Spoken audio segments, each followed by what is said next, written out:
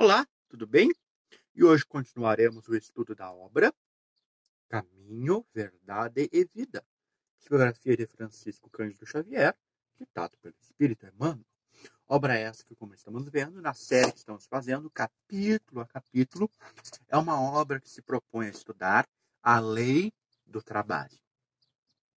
E hoje veremos o capítulo número 41, que tem por título A Regra Áurea. Áurea vem de aurum, que é ouro em latim. Então, a regra de ouro. Ou seja, a regra valiosa, a regra top, para usar uma palavra bem do nosso contemporâneo. E a citação que Emmanuel escolhe para este versículo, provavelmente acho que é a mais conhecida do Evangelho. Está no livro de Mateus, capítulo 22, versículo 39. E ele disse o seguinte: amarás o teu próximo como a ti mesmo. Acho que sem querer se preocupar em fazer contagens ou averiguações, dá para dizer que essa é a frase mais famosa, tanto do Novo Testamento quanto de Jesus. Provavelmente também é a frase que mais se escreveu sobre.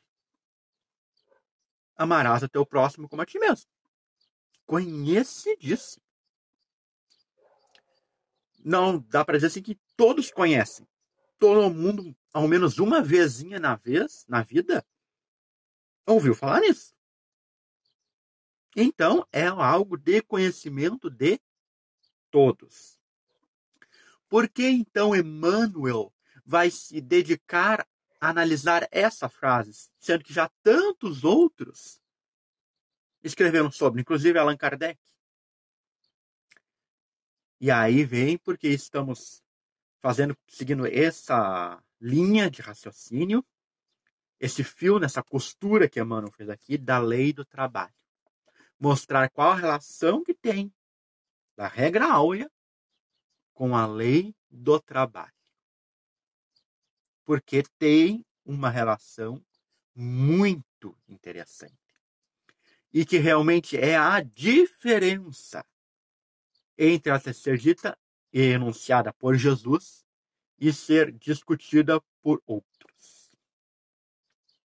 Vejamos então as colocações do benfeitor espiritual. Incontestavelmente, muitos séculos antes da vinda do Cristo, já era ensinada no mundo a regra áurea, trazida por embaixadores de sua sabedoria e misericórdia.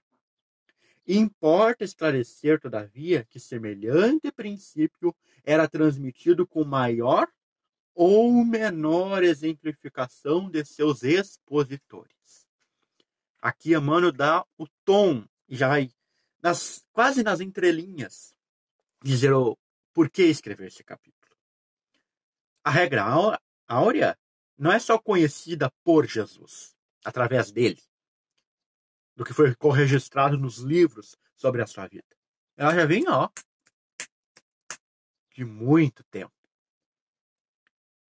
E Emmanuel acrescenta, dita por embaixadores enviados por Jesus. Ou seja, não foi, não sei assim, qualquer louquinho que saiu dizendo para ele. Não foi qualquer um que saiu anunciando isso.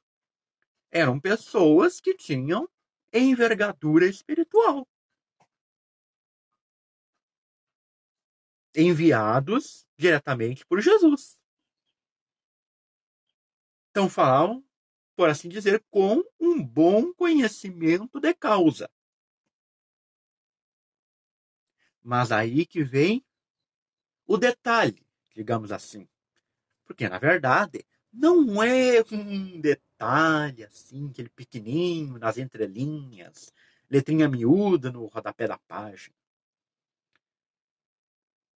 Relembramos que Emmanuel diz: semelhante princípio era transmitido com maior ou menor exemplificação de seus expositores.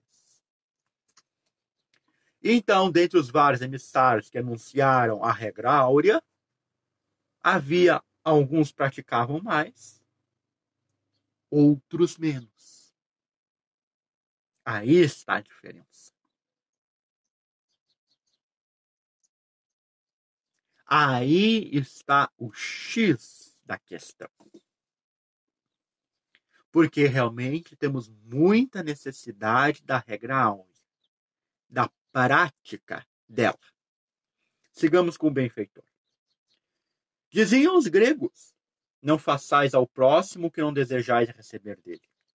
Afirmavam os persas: fazei como quereis que se vos façam. Declaravam os chineses: o que não desejais para vós, não façais a outrem. Recomendavam os egípcios: deixai passar aquele que fez aos outros o que desejava para si. Doutrinavam os hebreus: o que não quiserdes para vós, não desejeis para o próximo. E insistiam os romanos: a lei gravada nos corações humanos é amar os membros da sociedade como a si mesmos.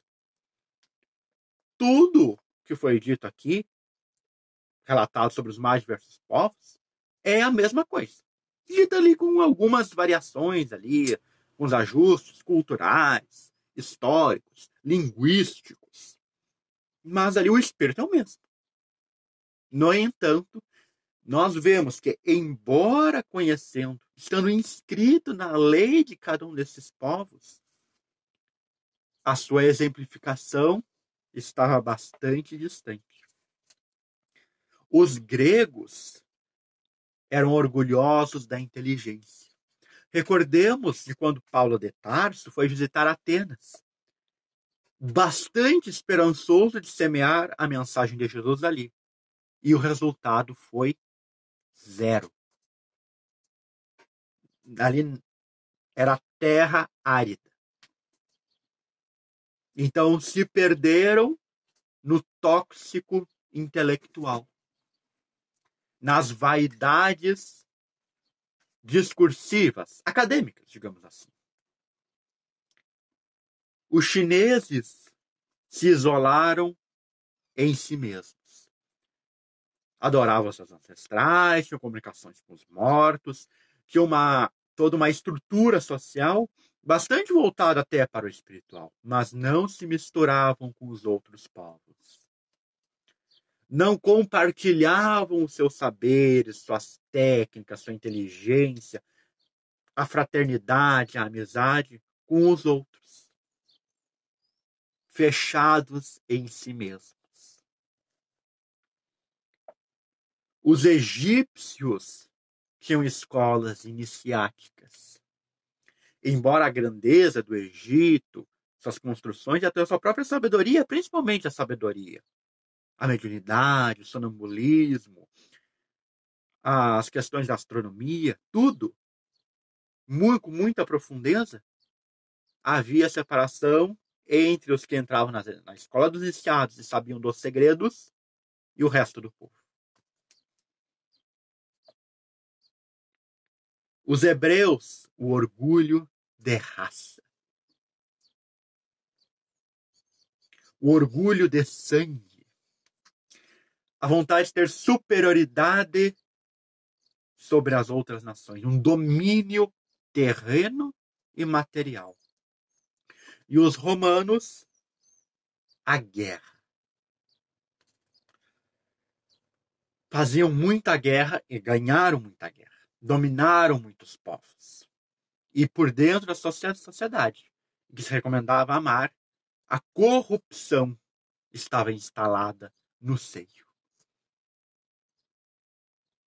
Vemos então que, apesar do conhecimento, da enunciação,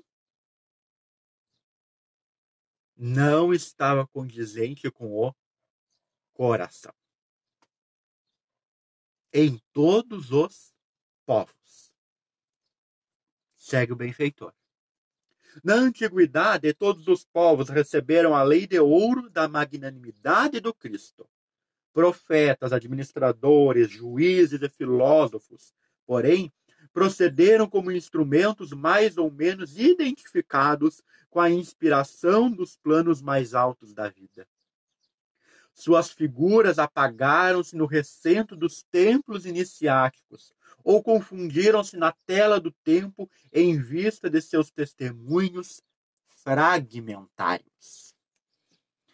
Então todos os emissários conseguiam dar ali fragmentos da regra áurea, na sua aplicação, na prática. Então eram lembrados por isso, lembrados por aquilo, por uma questão, por uma historinha que aconteceu, por um fato. Fragmentos.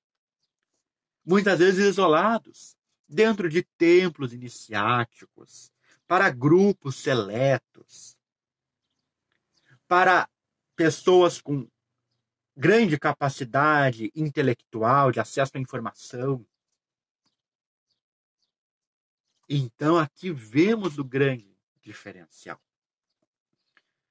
Embora conhecida de todos, verbalmente, na prática, pouco se conhece a regra áurea. O amar ao próximo como a si mesmo. E por isso Emmanuel finaliza o texto da seguinte forma: com o mestre, todavia, a regra áurea é a novidade divina, porque Jesus a ensinou e exemplificou, não com virtudes parciais, mas em plenitude de trabalho, abnegação e amor, a claridade das praças públicas, revelando seus olhos da humanidade inteira.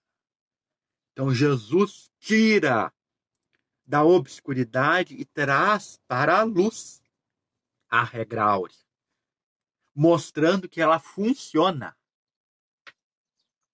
Por quê? Porque muitas vezes a gente acaba deixando a regra áurea de lado.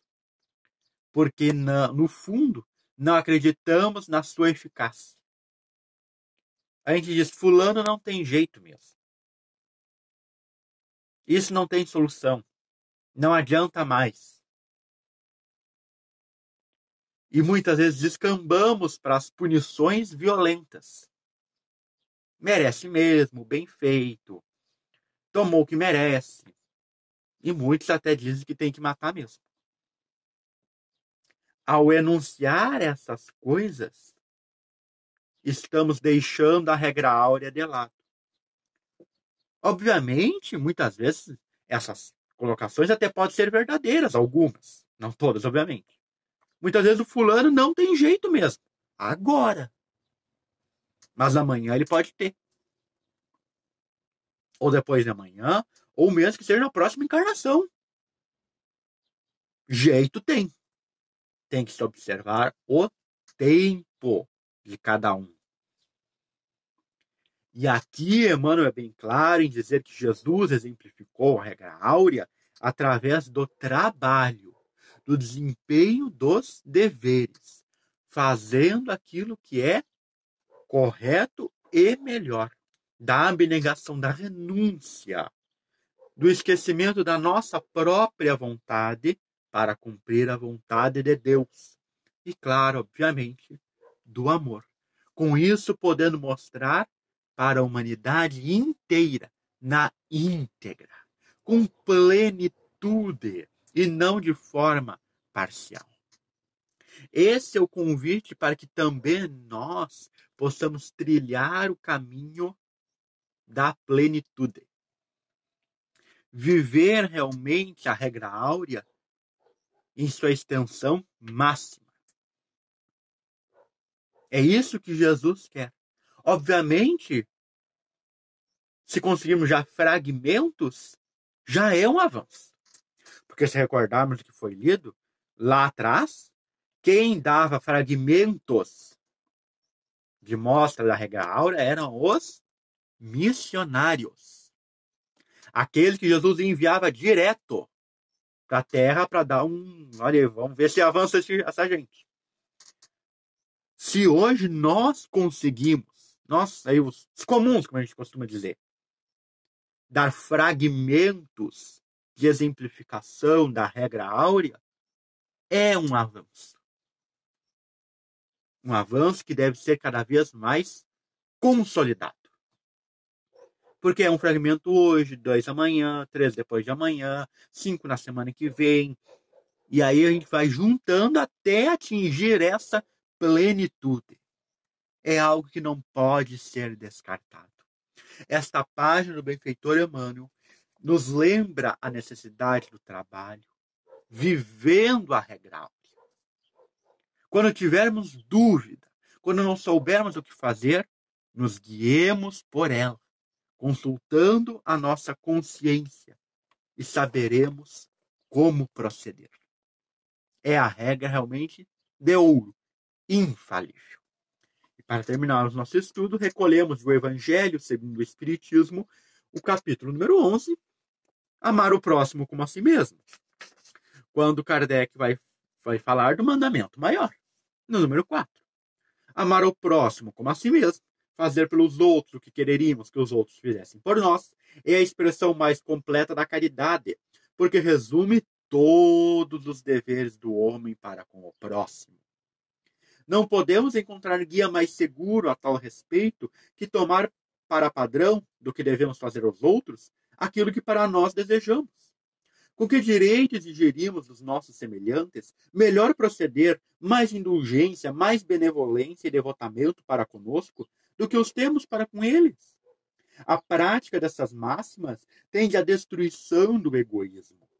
Quando as adotarem para a regra de conduta e para a base de suas instituições, os homens compreenderão a verdadeira fraternidade e farão que entre eles reine a paz e a justiça. Não mais haverá ódios, nem dissensões, mas tão somente união, concórdia e benevolência mútua. E você? Quais são os fragmentos da regra áurea que nós já conseguimos cumprir hoje? Comenta aqui embaixo. Não se esqueça de deixar o like, compartilhe para chegar a mais pessoas e clique aqui no botão de inscrever-se e ative o sininho para receber notificação dos novos vídeos. E aqui vão aparecer 2 outros vídeos do seu interesse. Te vejo no domingo para continuarmos lendo e comentando. Até a próxima!